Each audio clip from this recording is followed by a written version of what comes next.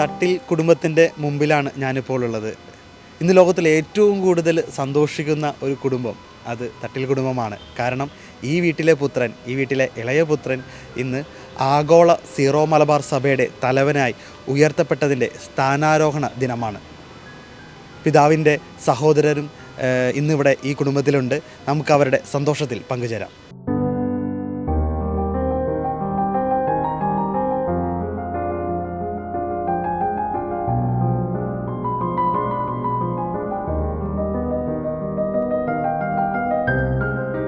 ഏറെ സന്തോഷത്തിലാണ് തൃശ്ശൂർ നഗരമധ്യത്തിലുള്ള ഈ തട്ടിൽ കുടുംബം ഇന്ന്.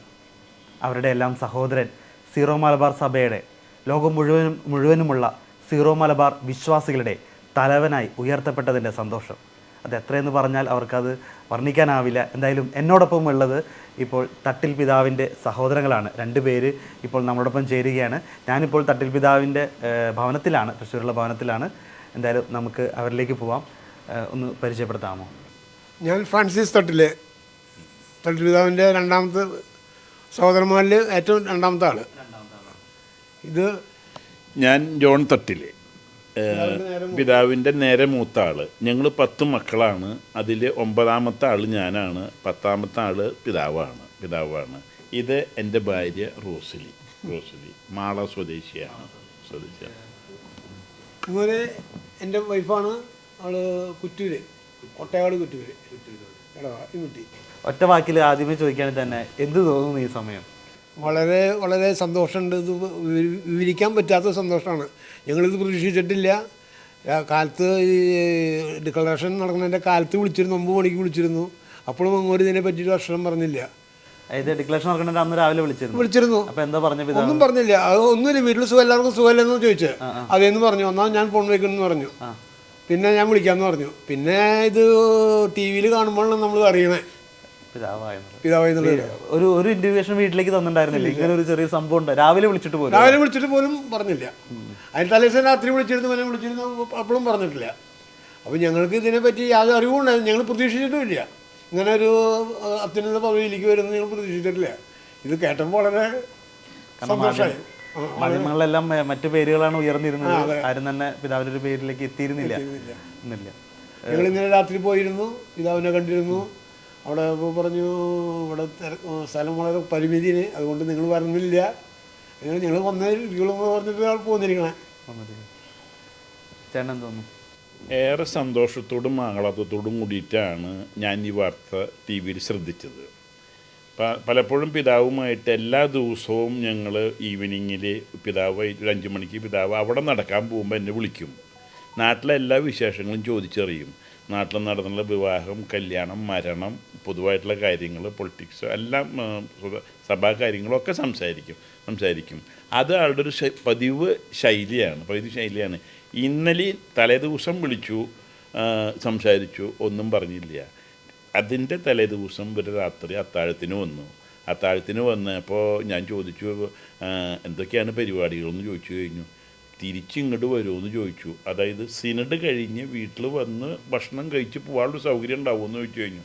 ഉണ്ടാവാൻ സാധ്യത കുറവാണ്, ഞാൻ നേരെ അങ്ങോട്ടേ പോവുള്ളൂ. അപ്പോൾ ഞാൻ പറഞ്ഞു മേജർ ആർച്ച് ബിഷപ്പ് ആരെങ്കിലും ആവുമ്പോഴോ, അപ്പോൾ അതൊന്ന് കാണാൻ ഈ പ്രായത്തിൻ്റെ ഉള്ളിൽ എനിക്ക് സാധിച്ചാൽ ഒരു മേജർ ആർച്ച് ബിഷപ്പിൻ്റെ സ്ഥാനാരോഹണം കണ്ടു എന്ന് വരും. അപ്പോൾ അതിന് ഞങ്ങൾ സമ്മതിക്കുമെന്ന് ചോദിച്ചു കഴിഞ്ഞു. അത് വേണ്ടെന്ന് പറയുന്നത് അവിടെയൊക്കെ ഭയങ്കര തിരക്കാണ്, അതുകൊണ്ട് നിങ്ങൾ തീരെ വരണ്ട, ഞാനിത് കഴിഞ്ഞിട്ട് അങ്ങോട്ട് പോവും, അപ്പോൾ അത് കഴിഞ്ഞിട്ട് സൗകര്യം പോലെ ഞാൻ ഇങ്ങോട്ട് തിരിച്ചെത്തുന്നുണ്ട് എന്ന് പറഞ്ഞു. അപ്പോൾ പോലും ഒരു സൂചന കിട്ടിയില്ല. പിറ്റേ ദിവസം കാലത്ത് അന്ന് കാലത്ത് 9 മണിക്ക് ഫോണിൽ ഞാൻ വിളിച്ചു, വിശേഷങ്ങളൊക്കെ പറഞ്ഞു. സിനഡ് എന്തായെന്ന് ചോദിച്ചു കഴിഞ്ഞു. ഒന്നായിട്ടില്ല, കൂടിക്കൊണ്ടിരിക്കണമെന്ന് പറഞ്ഞു. അതും പറഞ്ഞു വെച്ചു. 4:30 മണിക്ക് ടി വിയിൽ ഞങ്ങൾ ഓൺ ചെയ്തപ്പോൾ ഉണ്ടാവുമെന്ന് പറഞ്ഞപ്പോൾ അത് വെച്ചപ്പോഴാണ് ഇതിൻ്റെ വാർത്ത ശ്രമിച്ചത്. വാർത്ത കേട്ടപ്പോൾ ഞങ്ങൾക്ക് വലിയ സന്തോഷം തോന്നി. കാരണം എന്താണെന്ന് വെച്ചിട്ടുണ്ടെങ്കിൽ വളരെ നിർധന കുടുംബത്തിൽ നിന്നാണ് ഞങ്ങൾ ഈ നിലയിലേക്ക് എത്തിയത്. അപ്പോൾ എളിയവനും പാപിയുമായിട്ടുള്ള ഞങ്ങളുടെ കുടുംബത്തിൽ നിന്ന് പോലും ഒരു മേജർ ആർച്ച് ബിഷപ്പിനെ തിരഞ്ഞെടുക്കാൻ കാണിച്ച മാതാവിൻ്റെ അനുഗ്രഹം ഉണ്ടല്ലോ, അത് വലിയ സംഭവമാണ്. ഞങ്ങളുടെ വീടുകളിലൊക്കെ വ്യാകുലമാതാവിൻ്റെ പ്രതിഷ്ഠയാണ്. എൻ്റെ അമ്മ എല്ലാ ദിവസവും പള്ളിയിലേക്ക് പോകും. പള്ളിയിലേക്ക് പോകുമ്പോൾ പറയാം എന്താ വെച്ചാൽ കഷ്ടപ്പാടും ദുരിതം വരുമ്പോൾ ഞാൻ മാതാവിനോട് പറയും എല്ലാം തരും, എല്ലാം തരും. ഇന്ന് വരെ അപ്പം ഞങ്ങളോടും പറയും നിനക്ക് ബുദ്ധിമുട്ടും പ്രയാസങ്ങളൊക്കെ വരുന്ന സമയത്ത് മാതാവിനോട് ചോദിച്ചോ, അത് കൈ അഴഞ്ഞ് കിട്ടുന്ന സംഭവമാണ്, അത് ഒരു ചെലവുമില്ല എന്ന ആ പ്രാർത്ഥന ഞങ്ങളുടെ വീട്ടിൽ ഇന്നും ചെല്ലും. അത് ഞങ്ങൾ ചോദിച്ച അനുഗ്രഹങ്ങളും വരങ്ങളും ഒക്കെ തന്നിട്ടുണ്ട്. തൃശ്ശൂരങ്ങാടിയിൽ അല്ലെങ്കിൽ എരിഞ്ഞേരി ഈ ഞങ്ങളുടെ താമസം വളർന്നതിൽ എല്ലാവർക്കും സ്വന്തമായിട്ട് വീടുണ്ടാക്കാൻ കഴിച്ച കഷ്ടപ്പാടും എൻ്റെ അപ്പൻ മരിച്ചിട്ട് അമ്മ 10 മക്കളെ വളർത്താൻ കഷ്ടപ്പാടും ഒക്കെ കൂട്ടി വായിക്കുമ്പോൾ ഞങ്ങൾക്ക് ഇതിൽ സന്തോഷിക്കാനായിട്ട് അത് മാത്രമേ ഉള്ളൂ. കാരണം എന്താ വെച്ചാൽ ദാരിദ്ര്യത്തിൻ്റെ അല്ലെങ്കിൽ കൊടുമ്പട്ടിണിയുടെ നടുവിൽ നിന്നാണ് നമ്മളിവിടേക്ക് വരുന്നത് ഈ സമ്പന്നത ഇതൊക്കെ വരുന്നത്. സമ്പന്നതയൊക്കെ തന്നു, ഇതൊക്കെ തന്നു. അപ്പോൾ ഞങ്ങൾ പറയാം പൂർണ്ണ ആരോഗ്യം വേണം. തട്ടിപ്പിതാവിനെ കാത്തുരക്ഷിക്കണം. പിതാവ് നമുക്കും സഭയ്ക്കും ഒരു മുതൽക്കൂട്ടാവാൻ വേണ്ടിയിട്ടുള്ള വൈദികരുടെ പ്രാർത്ഥന കഴിഞ്ഞ 50 വർഷമായിട്ട് ഞങ്ങളുടെ വീട്ടിൽ ചെല്ലും. വൈദികരുടെ പ്രാർത്ഥന കാരണം എന്താ വെച്ചിട്ടുണ്ടെങ്കിൽ വൈദികരുടെ പ്രാർത്ഥനയും നല്ല വൈദികരെ സൃഷ്ടിക്കാൻ മാതാവ് കാണിക്കുന്ന ആ ഇതിനും നന്ദി പറയും. ഇന്നും മുടങ്ങാണ്ട് വൈദികരുടെ പ്രാർത്ഥന, ഏത് പ്രാർത്ഥന മുടങ്ങിയാലും വൈദികരുടെ പ്രാർത്ഥന ഞങ്ങളുടെ വീട്ടിൽ മുടങ്ങില്ല. അത് നിർബന്ധമായിട്ടുള്ള കാര്യമാണ്. അതുപോലെ പിതാവിന് വേണ്ടി കാഴ്ചവെക്കും. പിതാവിന് ഞങ്ങൾ വ്യാകുല മാതാവിന് സമർപ്പിക്കും. അച്ഛന് വേണ്ടി ഞങ്ങൾ എല്ലാ ദിവസവും പ്രാർത്ഥിക്കും, ഞങ്ങളും ഞങ്ങളുടെ മക്കളും എല്ലാവരും. പിന്നെ അച്ഛൻ്റെ സ്നേഹം അതുപോലെ തന്നെ ഞങ്ങളോട് എല്ലാവരോടും ഉണ്ട്. പിന്നെ അച്ഛൻ്റെ കാര്യം പറയാത്ത കാര്യമില്ല. എന്നും പ്രസംഗം പറയുക അമ്മയുടെ കാര്യമൊക്കെ അച്ഛൻ്റെ അടുത്ത് പറയും. അമ്മ ചെറുപ്പത്തിൽ നോക്കിയ കാര്യം അങ്ങനെയുള്ള കാര്യങ്ങളൊക്കെ. എനിക്ക് അച്ഛൻ ഈ നിലയിലെത്തിയതിൽ ഞങ്ങൾക്ക് വളരെയധികം സന്തോഷമുണ്ട്. ഞങ്ങൾ ഒരിക്കലും പ്രതീക്ഷിക്കാണ്ടാണ് ഞങ്ങൾക്ക് ഈ വാർത്ത കിട്ടിയത്. 2010 തൃശ്ശൂർ അതിരൂപതയുടെ സഹായമെത്രാനായിട്ട് തട്ടിൽ പിതാവ് ചുമതലയേൽക്കുന്നു. അതിനുശേഷം വളരെ കുറച്ച് നാൾ തൃശ്ശൂർ അതിരൂപതയുടെ സഹായമെത്രാണ്ട് ഇരുന്നെങ്കിലും ആ കുറച്ച് നാൾ കൊണ്ട് തൃശ്ശൂർ എന്നല്ല കേരളം മുഴുവനുള്ള ക്രൈസ്തവരുടെ മനസ്സിൽ ഇടം പിടിക്കാനായിട്ട് തട്ടിൽ പിതാവിന് കഴിഞ്ഞു. അദ്ദേഹത്തിൻ്റെ പ്രസംഗങ്ങളിലൂടെയും ജനങ്ങളോടുള്ള പെരുമാറ്റത്തിലൂടെ എല്ലാം. അതിനുശേഷമാണ് ഇവിടുന്ന് കേരളത്തിൽ നിന്ന് തന്നെ ഒന്ന് പുറത്തേക്ക് മിഷൻ രൂപതയിലേക്ക് പോകേണ്ടി വന്നു.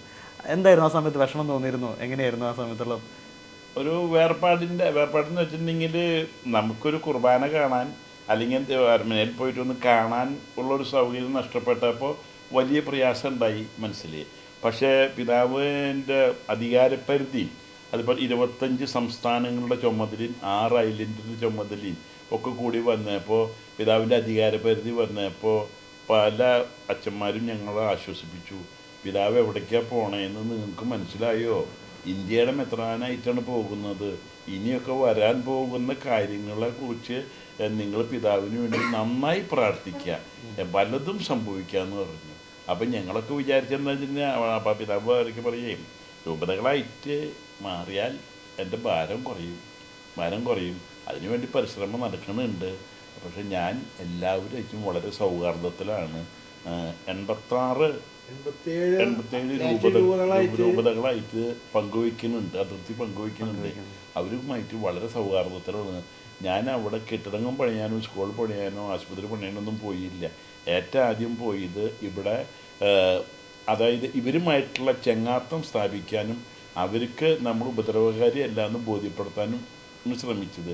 അത് അവർക്ക് ബോധ്യമായിട്ടുണ്ട്. അവരൊക്കെ എൻ്റെ പിന്നിലാണ് ഇപ്പോൾ. എല്ലാ കാര്യത്തിനും അഭയം തേടും, ആശ്രയിക്കും, അത് ചോദിക്കും.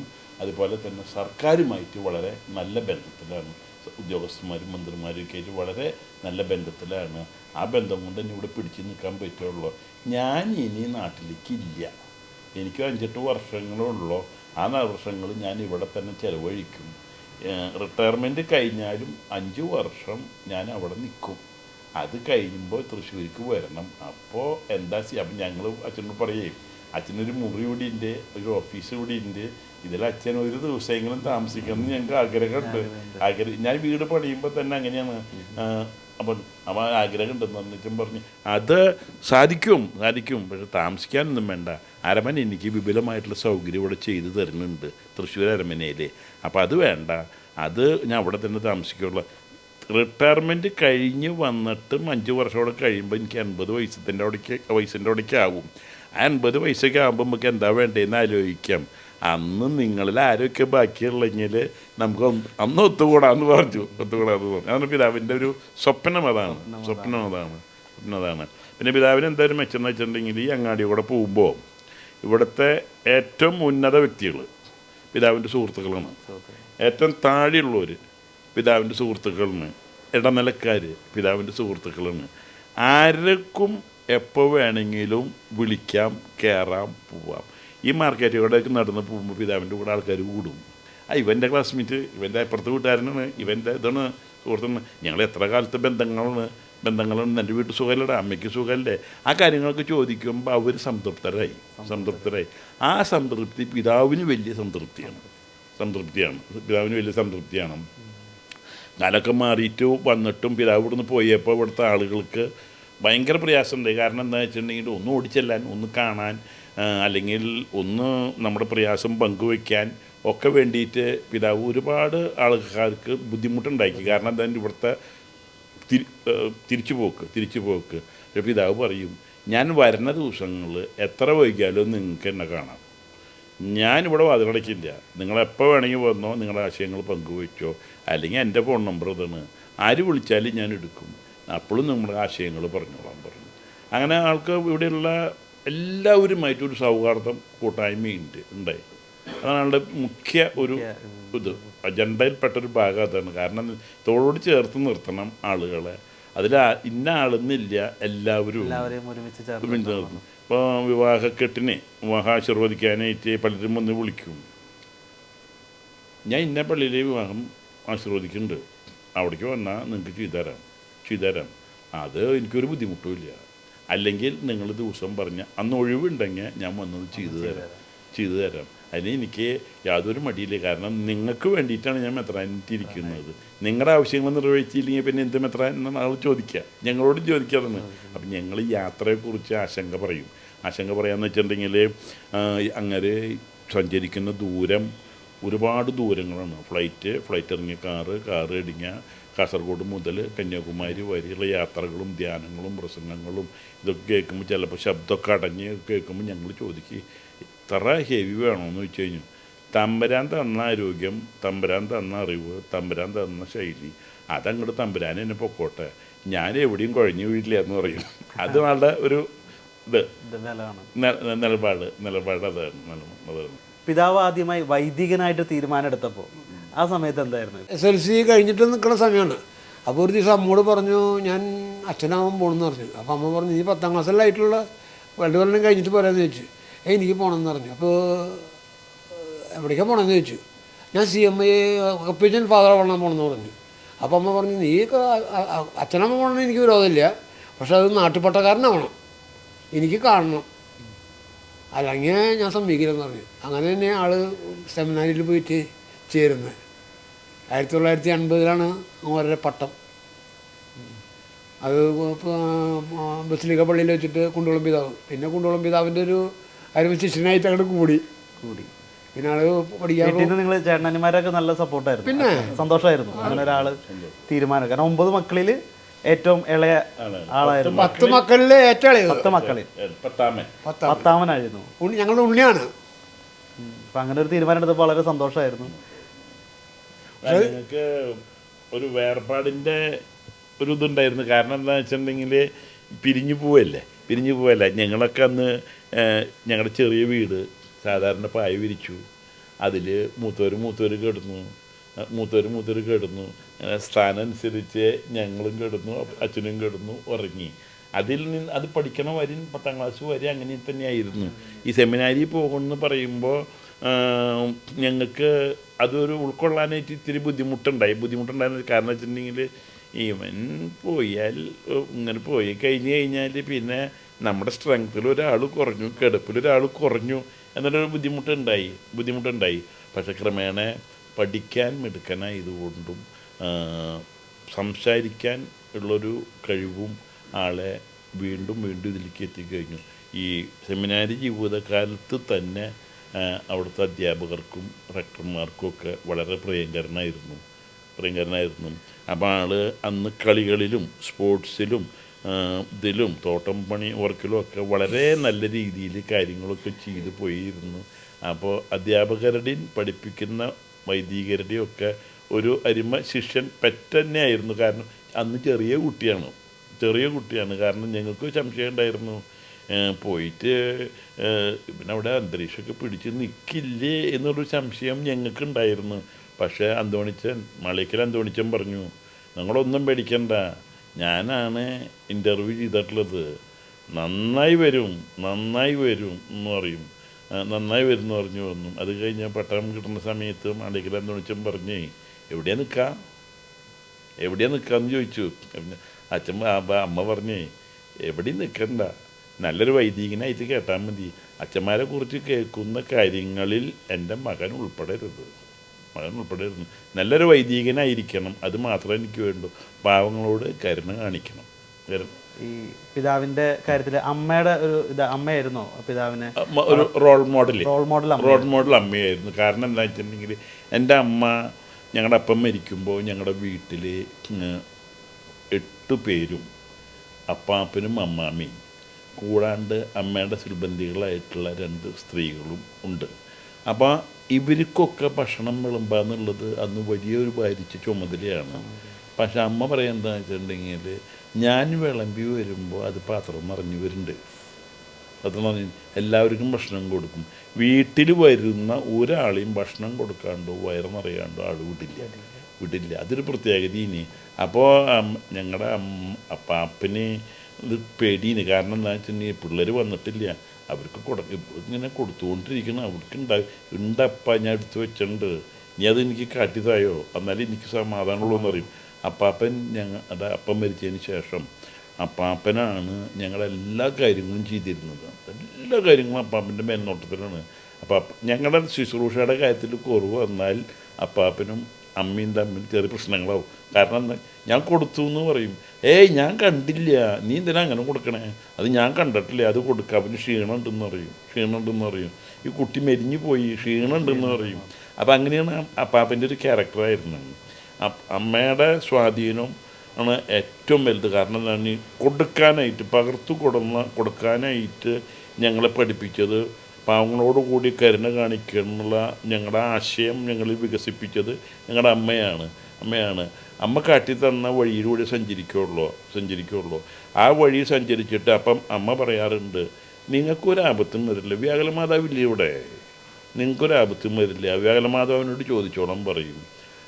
അപ്പം ഞങ്ങളുടെ അമ്മാമ്മയുടെ ഒരു ആങ്ങള പുണ്യശ്ലോകനായിട്ടുള്ള യോഹന്നാൻ കരിപ്പേരിയച്ഛൻ്റെ അപ്പം മരിച്ചതൊന്നും അന്നത്തെ കാലഘട്ടത്തിൽ അച്ഛനറിയാൻ പറ്റിയില്ല. വാർത്താവിനിമയത്തിൻ്റെ പോരായ്മ കൊണ്ട് അറിഞ്ഞില്ല. അങ്ങനെ നാട്ടിൽ വന്നപ്പോൾ അറിയുന്നത് ഇങ്ങനെ അളിയൻ മരിച്ചു എന്ന് പറഞ്ഞു. എന്നാൽ ഒന്ന് കാണാം എന്ന് വെച്ചിട്ട് ചെന്നപ്പോൾ അമ്മയോട് പറഞ്ഞേ, നിനക്ക് എല്ലാ സഹായം ചെയ്യാൻ ഒരാളെ ഞാൻ കണ്ടുപിടിച്ചിട്ടുണ്ട്, നീ കൈപിടിച്ചു, നീ വരാൻ പറഞ്ഞു. തിരുഹൃദയത്തിൻ്റെ രൂപത്തിൽ കൈ വെച്ചിട്ട് പറഞ്ഞു, നീ എന്ത് വേണമെങ്കിൽ ചോദിച്ചോ, എല്ലാം കിട്ടും. ഇന്നും അത് സത്യമാണ്. ഞങ്ങൾ ചോദിച്ചത് തിരുഹൃദയം തന്നിട്ടുണ്ട്, വ്യാകുലമാതാവ് തന്നിട്ടുണ്ട്. ചോദിച്ചത് തരാതിരുന്നിട്ടുമില്ല, തന്നത് വളരെ അധികമായിട്ടുണ്ട്. ആ വലിയൊരു സംതൃപ്തി ഉണ്ട് ഞങ്ങൾക്കുണ്ട്, കാരണന്മാരുടെ ഉണ്ട്. ഇവിടെ വരുമ്പോൾ ഈ ഫോട്ടോ കാണുമ്പോൾ ചോദിക്കേ, അതാരാ അപ്പാപ്പൻ, ഇതാരാ അമ്മാമ്മ, അത് അപ്പൻ, ഇത് ചേട്ടൻ.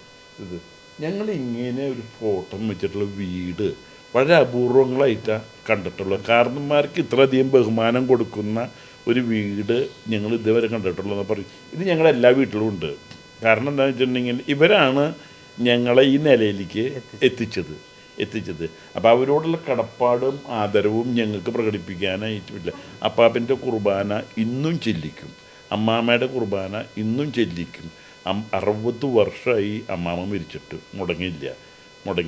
60 വർഷമായിട്ട് മുടങ്ങി. അത് ഞങ്ങളൊരു ദിനചര്യ പോലെ എടുത്തിരിക്കണം.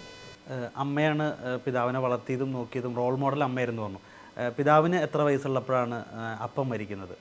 പിതാവിനൊരു 3 വയസ്സുള്ള സമയത്താണ് ഞങ്ങളുടെ അപ്പൻ മരിക്കുന്നത്. അപ്പോൾ ഇതൊന്നും ഓർമ്മയില്ല, പിതാവിന് ഇതൊന്നും അറിയില്ല, മരിച്ചത് അറിയില്ല, ഒന്നും അറിയില്ല. അപ്പോൾ അമ്മയുടെ കെയർ ഓഫിൽ, അമ്മയുടെ കൺട്രോളിൽ ഞങ്ങളൊക്കെ എല്ലാവരെയും, എനിക്ക് അന്ന് 59 അപ്പം മരിക്കുന്നത്, 1959 അന്ന് നമ്മുടെ EMS മന്ത്രിസഭേനെ ഡിസ്മിസ് ചെയ്തിട്ട് ഉള്ള പടക്കം പൊട്ടിക്കലായിരുന്നു നമ്മുടെ വീടിൻ്റെ മുമ്പിൽ. അപ്പോൾ ആ സമയത്താണ് ഫാദർ മരിക്കുന്നത്. അപ്പോൾ എല്ലാവരും അപ്പം മരിച്ചോളാന്ന് പറഞ്ഞ് ചെല്ലുമ്പോൾ അങ്ങനെ ഉണ്ട്. അപ്പോൾ അമ്മ പറഞ്ഞു മരിച്ചു. എന്തായിരുന്നു അസുഖം? അറ്റാക്ക് ആയിരുന്നു. ബാക്കി ഒരു 9 മക്കളിൽ ഇപ്പോൾ എത്ര പേരുണ്ട്? ഇപ്പോൾ ഞങ്ങൾ 5 ആണും ഒരു പെണ്ണുണ്ട്. ഒരു പെണ്ണുണ്ട്. 6 പേരുണ്ട്. ആരൊക്കെ ഒന്ന് ബാക്കിയുള്ളവരെ കുറിച്ചൊക്കെ? ബാക്കിയുള്ളൊരു മൂത്ത ആൾ, ഏറ്റവും മൂത്ത ജ്യേഷ്ഠൻ തോമസ്, അതിൻ്റെ താഴെ ഞാൻ ഫ്രാൻസിസ് പൊറിഞ്ചു, അതിൻ്റെ താഴെ എൻ്റെ സിസ്റ്റർ ശോസന, അതിൻ്റെ താഴെ ജോയ്, അതിൻ്റെ താഴെ ജോൺ, ലാസ്റ്റ് പിതാവ്. അങ്ങനെയാണ്. പിതാവിനെ കുറിച്ച് നേരത്തെ പറഞ്ഞു ദരിദ്രരോടും പാവപ്പെട്ടവരല്ലേ. അമ്മയുടെ നിന്ന് റോൾ മോഡലാണ്. അത് പിതാവായി കഴിഞ്ഞപ്പോഴും നമ്മുടെ ക്രൈസ്തവ സമൂഹം മുഴുവൻ കണ്ട് തിരിച്ചറിഞ്ഞതാണ്. എല്ലാ ആൾക്കാരോടും ഒരേപോലെ സ്നേഹത്തോടെ. അതുകൊണ്ട് തന്നെയാണ് ഓരോരുത്തർക്കും ഇന്ന് പിതാവ് ആ ഒരു സ്ഥാനത്ത് ഉയർന്നപ്പോൾ എനിക്കൊന്ന് കത്തോലിക്ക സഭ മുഴുവനായിട്ട് ഒരുപോലെ സന്തോഷിക്കുന്നുണ്ട്. ആരും തന്നെ വേറിട്ടൊന്നും ചിന്തിക്കുന്നില്ല. ഒരുപോലെ എല്ലാ ജനങ്ങളും, പ്രത്യേകിച്ച് സാധാരണക്കാർ ഒരുപാട് സന്തോഷിക്കുന്നുണ്ട് മേജർ ആർച്ച് ബിഷപ്പായിട്ട് തട്ടിൽ പിതാവ് വന്നതിൽ. ഇപ്പോൾ സീറോ മലബാർ സംബന്ധിച്ചോളം വളരെ പ്രസിദ്ധി നിറഞ്ഞൊരു കാലഘട്ടത്തിലൂടെ കടന്നു പോവുകയാണ്. പിതാവിൻ്റെ ഈ ഒരു സ്ഥാനലബ്ധി, അതായത് ഈ പിതാവ് ഇങ്ങനെ ഈ ഒരു മേജർ ആർച്ച് ബിഷപ്പ് സ്ഥാനത്തേക്ക് വരുമ്പോൾ തന്നെ എല്ലാവരും ഉറ്റുനോക്കുന്നത് ഈ ഒരു സീറോ മലബാർ സഭയുടെ പ്രതിസന്ധിയെക്കുറിച്ചായിരിക്കും. സഹോദരൻ എന്ന നിലയ്ക്ക്, ചേട്ടന്മാരെന്ന നിലയ്ക്ക് എന്താണ് ഇതിനെക്കുറിച്ച് പറയാനുള്ളത്? പിതാവ് ഇതിനെ എങ്ങനെ ഓവർകം ചെയ്യാൻ, അല്ലെങ്കിൽ ഈ ഒരു പ്രശ്നത്തെ പിതാവ് എങ്ങനെ അഭിമുഖീകരിക്കുമെന്നുള്ളത്? ഇന്നലെ രാത്രി ഞങ്ങൾ കാണാൻ പോയിരുന്നു പിതാവിനെ കാക്കനാട്. അങ്ങനെ എല്ലാവരും യാത്ര കഴിഞ്ഞ് പറയുമ്പോൾ ഞങ്ങൾ 2 പേരെ തിരിച്ചു വിളിച്ചു. ചേട്ടന്മാർ വളരെ കുറ്റിയിടാൻ പറഞ്ഞു. അപ്പോൾ ഞാൻ ചോദിച്ചു, പിതാവേ എന്താ പരിപാടി എന്ന് ചോദിച്ചു. ഞാനിത് ഏറ്റെടുത്തിട്ടുണ്ട്, ഇത് നടത്താൻ പറ്റുമെന്ന് എല്ലാവരും പറഞ്ഞിട്ടാണ് ഞാനിത് ഏറ്റെടുത്തിരിക്കണേ. നടത്താൻ പറ്റും, നിങ്ങൾ എനിക്ക് വേണ്ടി പ്രത്യേകം പ്രാർത്ഥിക്കണം. അപ്പോൾ അതൊക്കെ നടന്നോളും എല്ലാ കാര്യങ്ങളും. പിന്നെ ആൾ വളരെ എല്ലാ കാര്യങ്ങളും ഒരു ഒത്തുതീർപ്പിൻ്റെ ഒരു ഫോർമുലയാണ് അവർക്ക്. സംഭാഷണം, അതാണ് മെയിനായിട്ടുള്ള കാര്യം. ആരെ കണ്ടാലും ഇപ്പോൾ ഇവിടെ നടന്നു പോണ സമയത്ത് ചിലപ്പോൾ അരമനയിൽ നിന്ന് നടന്നാൽ വരിക, അന്ന് നടക്കാമെന്ന് പറയും. അപ്പോൾ ആര് കൂടിയാലും വർത്തമാനം പറഞ്ഞ് ഇങ്ങനെ സുഖമായിട്ട് ഇങ്ങനെ നടന്നു വരും. അവിടെ ചെറിയവനെന്നില്ല, വലിയവനെന്നില്ല, കൂലിക്കാരില്ല, ആരുമില്ല. എല്ലാവരോടും വളരെ ഫ്രണ്ട്ലിയായിട്ട് വർത്തമാനം പറഞ്ഞ് ചിലപ്പോൾ നിർത്തി തോളിൽ കൈയിട്ടൊക്കെ വരിക. അതൊക്കെ കാണുമ്പോൾ ഞങ്ങൾക്ക് തോന്നും ഇതെന്തിനത് എന്ന് തോന്നും. അപ്പോൾ പറയേ എല്ലാവരും ഒരേ മാതിരി നമുക്ക്. എന്നെ സംബന്ധിച്ച് ഞങ്ങളുടെ അമ്മ പറഞ്ഞിട്ടുള്ള അങ്ങനെയാണ്, നമ്മൾ സാധുക്കളെ, അതായത് നമുക്ക് പരമാവധി സഹായിക്കാൻ പറ്റുന്നവരെ സഹായിക്കുക. ആർക്കിപ്പോൾ നമ്മളുടെ വീട്ടിൽ ആരെങ്കിലും സഹായം ചോദിച്ചു വന്നു കഴിഞ്ഞാൽ ഇന്ന വരെ ഞങ്ങളില്ല എന്ന് പറയുക. അവൻ്റെ ആക്ച്വലായിട്ട് ഞങ്ങൾ നോക്കും, അവൻ അർഹതപ്പെട്ടുള്ള ആളാണെന്ന് ഉണ്ടെന്ന് പറഞ്ഞാൽ ഞങ്ങളത് അവന് ചെയ്തു കൊടുക്കും. വളരെ, അതായത് സാധുക്കളോട് അങ്ങേയറ്റം സഹാനുഭൂതി കാണിക്കുന്ന ഒരു പിതാവാണ്.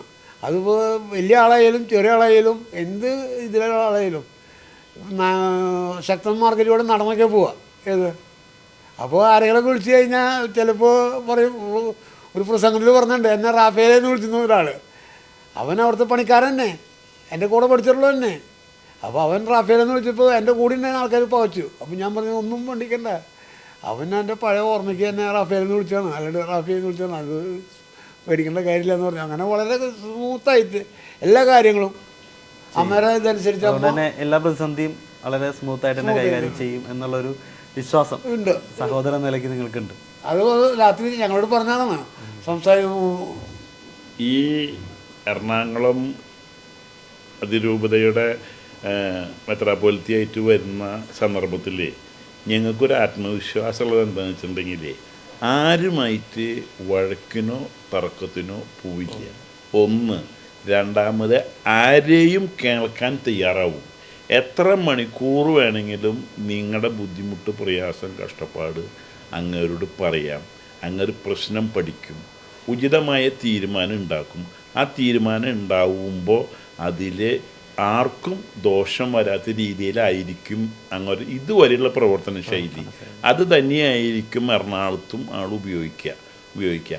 അതുകൊണ്ട് ഞങ്ങൾക്ക് ഒരു ആത്മവിശ്വാസമുണ്ട്, ഈ പ്രതിസന്ധി ഇതും കടന്നു പോകും. തീർച്ചയായിട്ടും സീറോ മലബാർ സഭയെ സംബന്ധിച്ചിടത്തോളം ദൈവം അനുവദിച്ച ഒരു പ്രതിസന്ധി കാലഘട്ടത്തിലൂടെ കടന്നു പോയിക്കൊണ്ടിരിക്കുന്നു. അത് ദൈവം തന്നെ അത് മറ്റൊരു കാലഘട്ടത്തിലേക്ക്, നേരത്തെ ചേട്ടൻ പറഞ്ഞ പോലെ ഇതും കടന്നു പോകും എന്ന രീതിയിലേക്ക് ദൈവനിയോഗമായിട്ട് ഒരു പുതിയൊരു മേജർ ആർച്ച് ബിഷപ്പ് തട്ടിൽ കുടുംബത്തിൽ നിന്ന് സഭയുടെ തലവനായിട്ട് ആഗോള സീറോ മലബാർ സഭയിലെ വിശ്വാസികളുടെ തലവനായിട്ട് ഉയർന്നു വന്നിരിക്കുകയാണ്. എന്തായാലും ഒരുപാട് നന്ദി. കാരണം വളരെ തിരക്കുള്ള ദിവസമാണ്. ഇത് കഴിഞ്ഞിട്ട് വേണം നിങ്ങൾക്ക് സ്ഥാനാരോഹണ ചടങ്ങുകൾക്ക് വേണ്ടി പോകാൻ. അപ്പോൾ ആ സമയം കുറച്ച് നേരം കിട്ടിയതുപോലെ ഞങ്ങൾക്ക് വേണ്ടി മാറ്റിവെച്ചതിന് ഒരുപാട് നന്ദി അറിയിക്കുകയാണ്. Thank you.